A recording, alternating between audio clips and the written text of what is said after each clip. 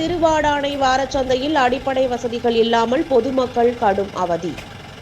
60 லட்சம் ரூபாய் ஏலத்தில் போன சந்தையிலும் தண்ணீர், கழிப்பிடம், நடைபாதை உள்ளிட்ட வசதிகள் இல்லை.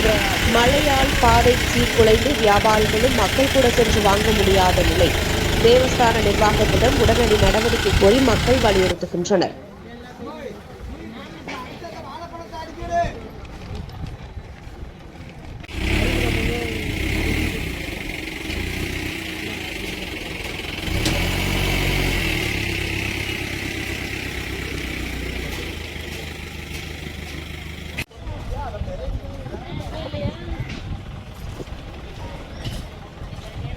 Kita betul-betul